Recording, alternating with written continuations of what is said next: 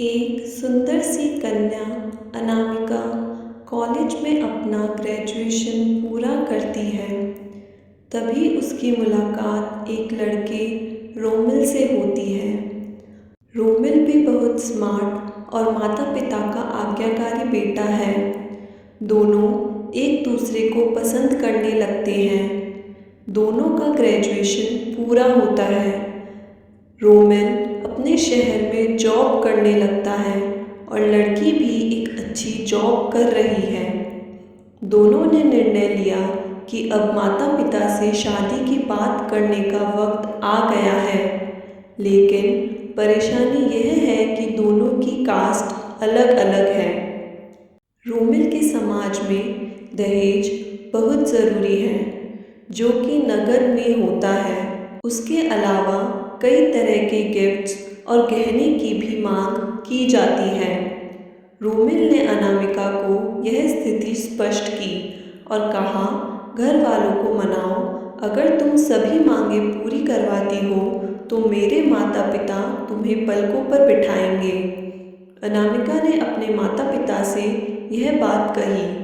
अनामिका के माता पिता को यह बात पसंद नहीं थी, पर अनामिका की जिद थी कि अगर मुझे दहेज देंगे तो मेरी इज्जत बढ़ेगी। अनामिका के माता पिता सक्षम भी थे, बिना मांगे भी अनामिका को बहुत कुछ दे सकते थे, पर उन्हें इस तरह दहेज की मांग करने वाले लोग पसंद नहीं आ रहे थे।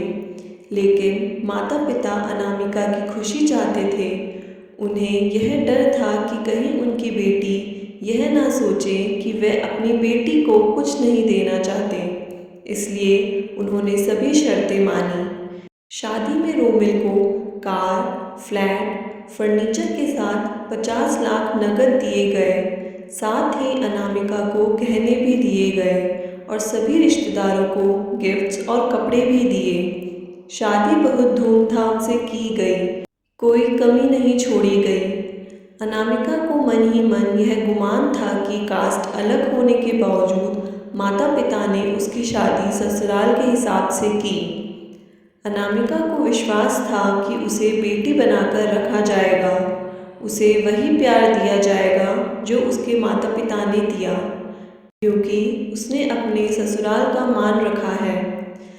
अनामिका ने अपने घर से ससुराल विदा ली। ससुराल में बहुत ज़्यादा पर्दा प्रथा थी। बहू को मनचाहा खाने तक की स्वतंत्रता नहीं थी। कितनी भी भूख क्यों ना हो, घर की बहू सबके खाने के बाद ही खाएगी। यहाँ तक कि उसे घर के पुरुषों के सामने बैठने तक की इजाज़त नहीं थी। अनामिका ने इस बात पर ऐतराज़ दिखाया, पर उसकी किसी ने ना सुनी। रोमिल ने भी यह बोलकर मुंह फेर लिया कि यह तो परंपरा है। अनामिका को जो गुमान था वो धरा का धरा रह गया। उसे अपने माता पिता की बात याद आई। जब उन्होंने समझाया था तो वह उनसे बहुत लड़ी थी। उसने ससुराल में बात करने का फैसला किया। अनामिका ने अपने सास, ससुर और पति से बात की, लेकिन उन्होंने नहीं सुनी और उसे बहुत बेरहमी से पीटा गया। अनामिका ने कभी ऐसा व्यवहार नहीं देखा था। उसे जिस लाए हुए दहेज पर घमंड था वह चूर चूर हो गया था। अनामिका को माता पिता से बात करने में भी शर्म महसूस हो रही थी और इसी कश्मकश में एक दिन अनामिका ने अपने आप को खत्म कर दिया। माता पिता को जब यह पता चला तो उन्हें अपनी गलती का एहसास हुआ कि वक्त रहते समझा होता तो बेटी साथ होती।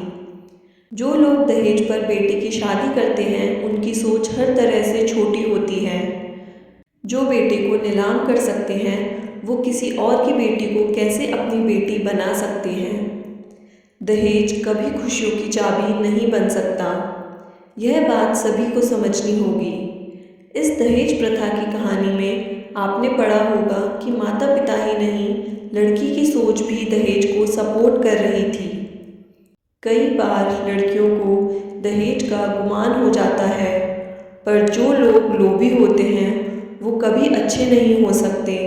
यह बात सबको समझने की ज़रूरत है। कहानियाँ जीवन में बहुत मायने रखती हैं। कई बार बड़ी से बड़ी डिग्री भी ज्ञान नहीं देती और एक छोटी सी कहानी जीवन बदल देती है।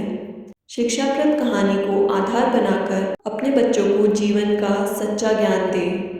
उम्मीद करती हूँ कि आपको इस कहानी से कुछ सीखने को मिला होगा। अगर ये कहानी अच्छी लगी हो तो लाइक का बटन दबाना ना भूलें और आप इस कहानी के बारे में कुछ कहना चाहते हो तो कमेंट सेक्शन में ज़रूर बताएं। और अगर आपने अब तक इस चैनल को सब्सक्राइब नहीं किया है तो इस चैनल को अभी सब्सक्राइब कर लीजिए, क्योंकि मैं ऐसी ही प्रेरणादायक कहानियाँ आप लोगों के समक्ष लाती रहूँगी।